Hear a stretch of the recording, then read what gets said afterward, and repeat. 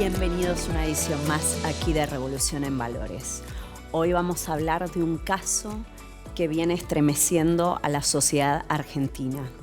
Me refiero puntualmente al caso de la niña asesinada brutalmente en Córdoba y arrojado su cuerpo a un descampado.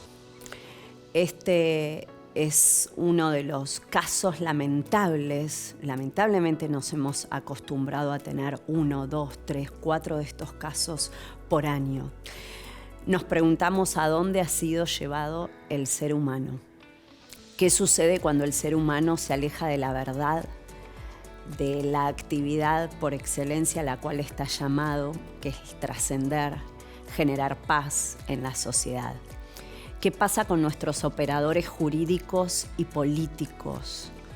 ¿Qué pasa que la justicia, nuestra justicia, que tanto defendemos y avalamos en este espacio, logra llegar cuando todo está culminado? ¿Qué pasa que no logramos trabajar en la prevención? ¿Qué pasa que no logramos como ciudadanos estremecernos al punto tal de impedir que hechos de esta naturaleza se sigan sucediendo? ¿Qué pasa que los más favorecidos, quienes debieran ser los más favorecidos y protegidos, que son nuestros niños y adolescentes, están protagonizando hace muchos años ya estos brutales asesinatos? ¿Qué pasa? Para hablar de esto, entendiendo que nuestro ADN es la justicia y analizar todo con el marco lo más rigurosamente posible que nos impone nuestra ciencia jurídica, hemos invitado al doctor Javier Indalecio Barraza. Necesitamos abordar temas de responsabilidad por actividad judicial, necesitamos indagar acerca de la historia de los distintos fallos y trascendidos que hayan podido lograr encontrar una causal, una línea sucesoria de responsabilidad y obviamente lograr de nuestro espacio, de nuestro país, la seguridad jurídica que estamos buscando. Después del corte diré, no se vayan, todo con el doctor Javier Indalecio Barraza, responsabilidad por actividad judicial. Gracias.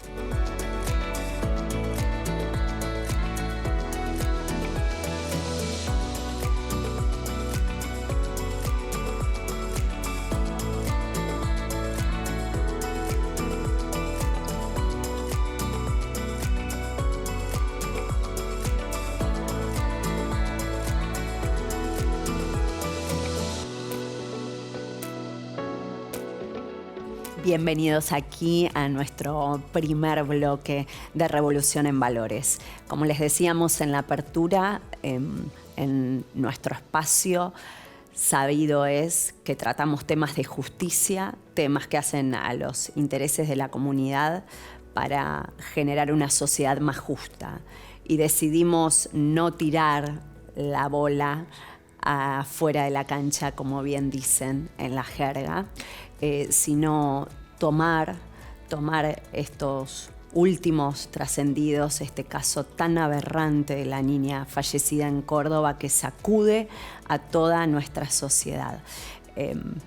Obviamente defendemos la justicia, abanderamos la importancia de defender este valor, pero también reconocemos la necesaria críticas y autocríticas que se deben elaborar desde ámbitos académicos para poder mejorar este servicio y que la ciudadanía tenga la justicia en el tiempo razonable, cuando debe ser, no cuando los hechos son lamentables. De modo tal que decidimos hablar de responsabilidad por actividad judicial. Hay mucho que decir respecto al deber de seguridad de esta niña. Para ello invitamos al doctor Javier Indalecio Barraza. Javier es doctor en Derecho, postdoctor. Sabemos que es la persona especializada que entiende estos temas de responsabilidad del Estado y con él queremos desasnar y poder mejorar un poco llevándoles calidad de justicia a sus hogares. ¿Qué tal, Javier? ¿Cómo estás? Buen día, acá estamos de nuevo. Bien, sí, bien y... Con un tema estremecedor. Sí, muy acongojados todos, la sociedad toda. No podemos mirar al costado, no debemos mirar a los costados. Es un tema más que nos sacude, en este caso nos pesa, y va a tener consecuencias, entendemos, jurídicas y legales en el devenir del tiempo, este caso. Pero hoy decidimos, Javier, entendiendo tu expertise en responsabilidad del Estado, que nos ayudes a razonar toda la seguidilla de circunstancias que se fueron sucediendo, de hechos o de omisiones que se pudo haber hecho mejor en este caso, y qué podemos aprender de aquí en adelante. Bueno, en primer lugar, desde la perspectiva del derecho administrativo hay un punto central que es la responsabilidad del Estado por actividad judicial o por funcionamiento anormal de la actividad judicial. Todos los países de Europa continental, en particular España, Francia, Italia, han regulado este tipo de responsabilidad. La Argentina también lo tiene regulado en una ley específica y al mismo tiempo la Argentina tuvo un desarrollo muy importante con su evolución jurisprudencial. Pero la Argentina tiene un déficit muy grande en la responsabilidad del Estado en general y por actividad judicial, porque la ley 26.944, yo en un artículo que publiqué hace 10 años, titulé la ley de irresponsabilidad del Estado, porque precisamente en el artículo 5 que regula la responsabilidad por actividad judicial, nos hizo retroceder, porque la ley establece que la actividad judicial ejercida de forma legítima no genera responsabilidad, es decir, el juez despliega toda su actividad conforme al orden jurídico positivo y genera un daño, el Estado no responde. Esto, en definitiva, no es una respuesta adecuada de la ciencia jurídica. Tenemos que trabajar en algo que dé respuestas jurídicas y soluciones justas adecuadas. Eso por un lado en cuanto a la ley. Pero por otra parte, el otro tema que va a surgir de este caso estremecedor, de esta niña que sufrió en este tema y que la sociedad está sufriendo. ¿Qué le podemos decir a una madre, a una abuela, a un familiar que ve o que entiende cómo falleció esta persona con esos hechos estremecedores? Entonces, acá el punto es ver qué están haciendo los jueces. En definitiva, el gran déficit que tenemos, y de hecho la Corte lo ha alertado con un nuevo reglamento, es cómo llegan esos jueces a ejercer esos cargos. No solo los magistrados judiciales, hablo de jueces, fiscales, defensores.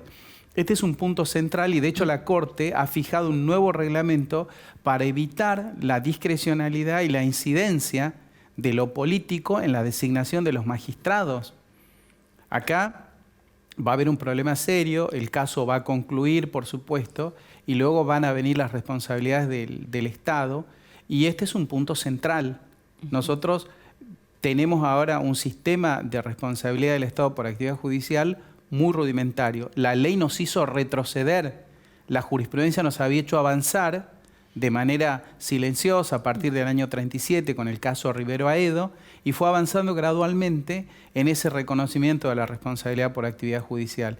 Y la ley 26.944 nos hizo retroceder, y al punto tal que ahora vemos esta situación que va a generar también inconveniente desde esta perspectiva. Seguro, bueno, creo que es un trabajo en conjunto también que deberán hacer los legisladores, ¿cierto? Porque ya lo hemos abordado en varios programas con otras personalidades que han transitado por acá, y a veces el juez aplica o no aplica, pero a veces el defecto viene desde la norma, desde la creación de la norma o la omisión en la creación de la norma, ¿verdad? De modo tal que creo que es un trabajo interdisciplinario entre los distintos órganos del Estado. Sí, esto es central porque no solo nosotros tenemos regulada la responsabilidad del Estado por actividad judicial, sino que también hay una responsabilidad por el Estado legislador. Ajá. Y acá uno de los problemas que se presenta también es ¿qué están haciendo los legisladores? Seguro. ¿Y quién paga todo eso, Javier? Porque vamos a lo concreto. El ciudadano común. Cuando uno dice responsabilidad del Estado, la persona no paga con pena o más allá se le abrirá un jury, se le hará lo que fuese que tuviese que ocurrir. Ahora bien, cuando hablamos de responsabilidad del Estado en términos generales, como vos señalás, lo paga el ciudadano. El ciudadano, el que paga impuestos. El que paga impuestos. El que paga impuestos. Entonces, es demencial. Es demencial. Incluso hemos llegado a situaciones donde a veces por reglamentaciones oscuras o por, como el caso, por ejemplo, hay casos de responsabilidad del Estado por actividad financiera. Cuando el Banco Central regula de manera inadecuada, eso ha generado la responsabilidad del Estado. Esto es un tema central que deberíamos repensar, porque todo el mundo habla de responsabilidad del Estado, todo el mundo habla de esto, pero en definitiva, cuando hay que pagar eso, lo paga el ciudadano común con sus impuestos. Seguro que sí. Entonces, esto tiene que ser motivo de obrar con cuidado y previsión. Es necesario una responsabilidad adecuada, plena, integral, que dé respuestas adecuadas, pero al mismo tiempo es necesario que esa responsabilidad sea regulada con lógica jurídica, que a veces los legisladores parecen no entenderla.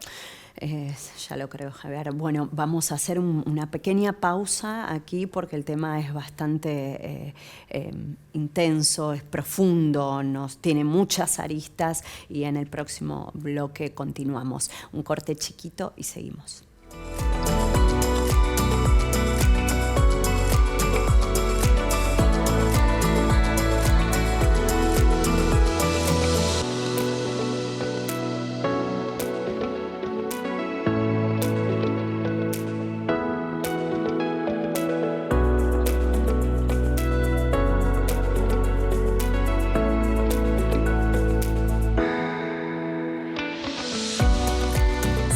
Más Revolución en Valores.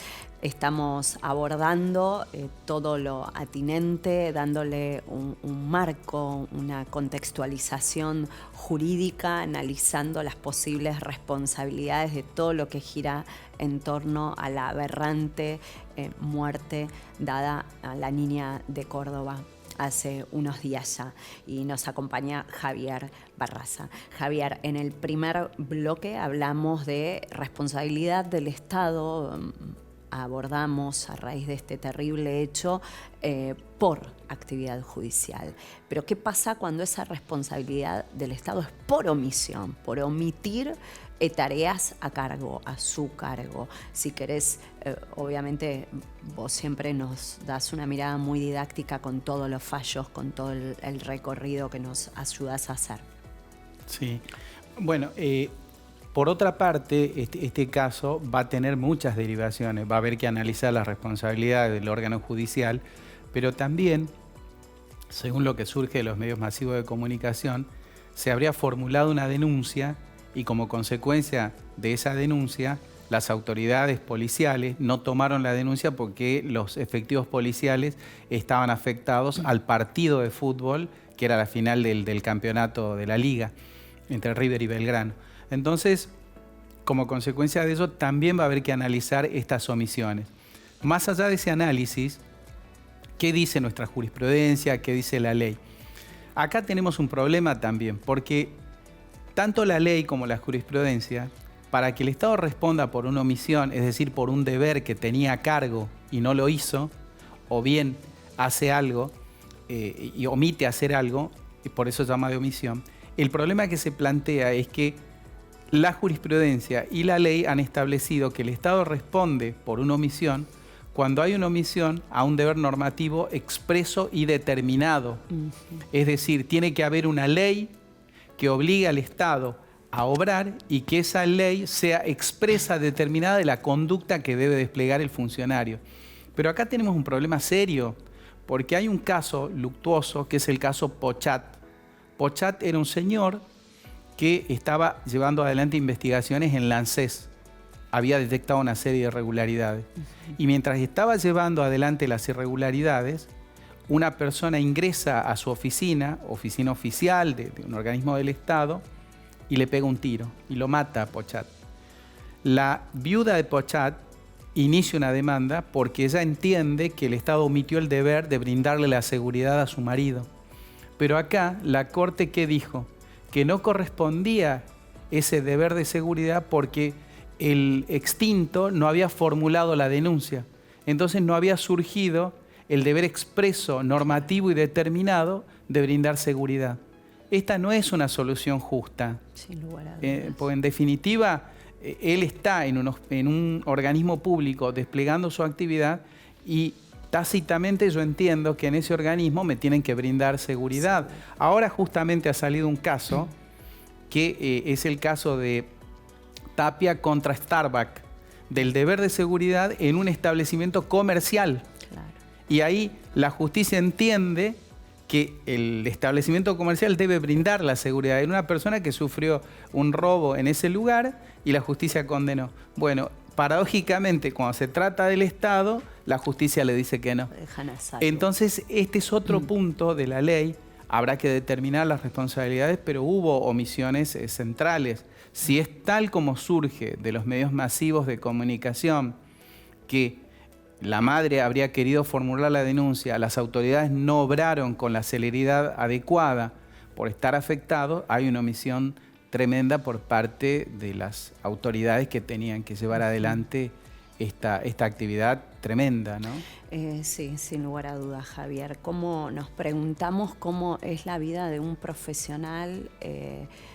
A vos te ha tocado atender muchos casos de personas en situación de calle, de personas, porque por otro lado el Estado sí contiene determinadas situaciones, pero no logra llegar en aquellas en donde sí se espera seguridad, pero a su vez en la gente que está en situación de calle, en determinadas cuestiones o personas o colectivos que para algunos suelen ser olvidados, hay un derecho de primera línea a que el Estado esté urgentísimamente atendiendo esas necesidades. Bueno, ¿qué pasa con los derechos del ciudadano común entonces? ¿Cómo pueden convivir? ¿Cómo podemos hacer que convivan estas dos realidades? Que no solo los que están en situación de calle tengan atendidas sus necesidades básicas, sino nosotros podamos tener también, pagando nuestros impuestos, atendidos la seguridad, la salud, cosas que son normales para cualquier persona que se presta de vivir en una sociedad civilizada. Sí, bueno, este es un punto que también se ha criticado, porque las personas que están en alto estado de vulnerabilidad, porque no tienen para comer, no tienen un lugar donde vivir, la Ciudad de Buenos Aires tiene toda una serie de dispositivos para brindar eso. El programa Familias en alto estado de vulnerabilidad habitacional, antiguamente se llamaba Familias en situación de calle.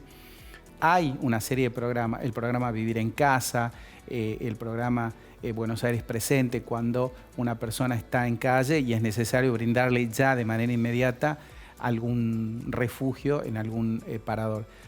Ciudad de Buenos Aires es, diría yo, la jurisdicción, el ámbito geográfico más avanzado en el reconocimiento de este tipo de derechos. Pero por otra parte, y a eso voy, el ciudadano común, el de la clase media que no requiere de esos dispositivos, también requiere de otras cosas. Totalmente. Y es ahí donde hay un déficit, porque para el ciudadano clase media, imaginemos una persona que gana 2 millones de pesos y que alquila y al mismo tiempo tiene que atender a sus padres, tiene que mandar a sus hijos al colegio, ese no recibe nada. Absolutamente.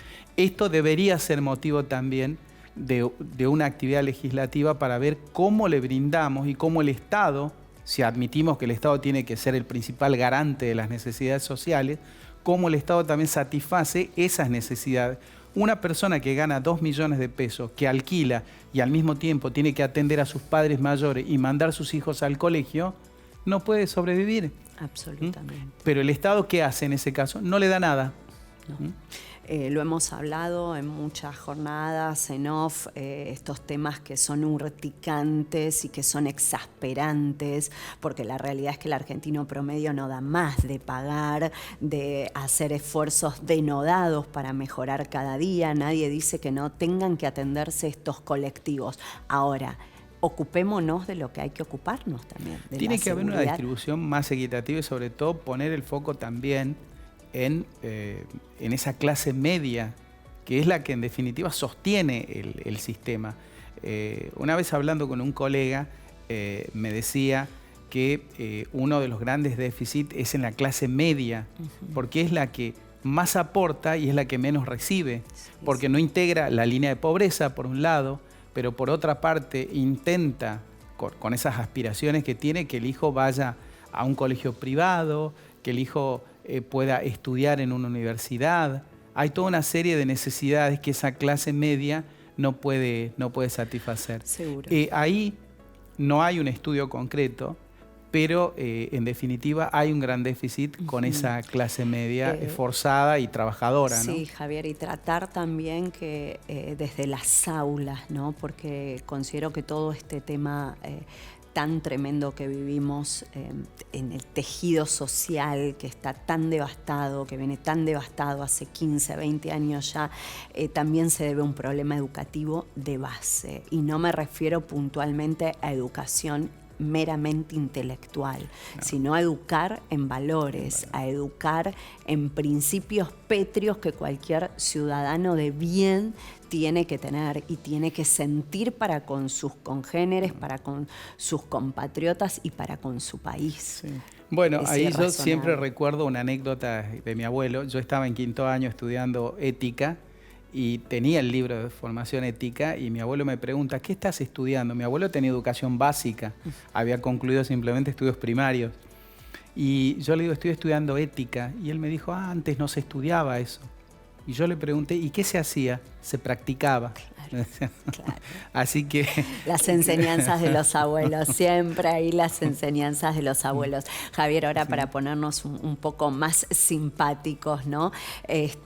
Con todo esto, siguiendo en la línea del derecho, en la línea argumental, teníamos algo preparado que muy interesante, pero creo que va a tono, que es vinculado al acto administrativo, ¿no? Lo abordamos en algún programa, probablemente que tuvimos juntos, acerca también de la forma en que el Estado, esto que es el acto administrativo para el ego, para el que no maneja estas cuestiones, ¿no? Que es la forma en que el Estado ejerce el poder y decide hablar con su ciudadanía, ¿no? Entonces, en relación a esto, en punto a esto, en definitiva va a haber, ya ha habido muchos actos administrativos en este caso, o se omitieron actos administrativos fundamentales. ¿Qué tenés para opinar en torno a esto como reflexión vinculada al caso? Bueno, en realidad uno de los problemas que yo veo es sobre todo, y acá apuntando al victimario, el victimario, en este caso tremendo, era un funcionario público. ¿Cómo se ingresa a la administración pública sin concurso de antecedentes y oposición? Yo lo he dicho en artículos y me han increpado, porque yo considero que una persona que ingresa sin concurso de antecedentes y oposición está violentando un principio fundamental, que es el principio de igualdad. Cuando una persona ingresa en el ámbito de la función pública sin concurso, excluye a otro que no tuvo el conocimiento, las personas, los contactos adecuados para ingresar. Eso lo considero un acto de corrupción. Pero mirá la paradoja, porque cuando uno ingresa y viene un amigo y me dice, che, me nombraron en el ministerio tal, voy a hacer un asado, nadie le dice, mira, vos ingresaste por corrupción, yo no voy a formar parte de ese festejo. Uno quedaría como un resentido, como un envidioso, cuando en realidad en el fondo lo que estamos propiciando son valores democráticos, valores constitucionales, pero no hemos olvidado tanto de esto. En el caso del victimario, yo me enteré, no sé si será cierto, que es funcionario público. ¿Cómo ingresó esa persona sin concurso de antecedentes y oposición? Y ya un poco viendo, no lo veo con un expertise adecuado como para estar en la función pública. Acá hay unas omisiones tremendas de la administración, un sistema corrupto por donde se lo mire. Sí, bueno, tal vez sería bueno repensar, ya que este gobierno ha echado tanta mano con la ley bases, ha hecho, como se dice también en la jerga, tanta limpieza en cargos públicos y demás, poder poner en tono, en discusión, la posibilidad de que para que tenga un Estado que compita, un Estado eficiente, tengo que tener a los mejores, de modo tal que una forma de tener a los mejores es dar la posibilidad que cualquiera que se sienta capacitado a brindar el servicio lo pueda hacer, siempre y cuando pueda haber un concurso, pueda someterse a distintos exámenes, ¿verdad? No es limpiar por limpiar, sino después es eficientizar, porque la realidad es que vivimos en una sociedad, no estamos en la antigua Grecia, somos 3, 4 personas, somos una sociedad que necesita una organización con un Estado. Por más bobo que quieras tener al Estado, es obvio que tiene que funcionar la maquinaria, de modo tal que para eso se precisa humano, porque por más adelanto de la inteligencia artificial, sabido es que las labores de decisiones fundamentales las lleva a cabo el humano.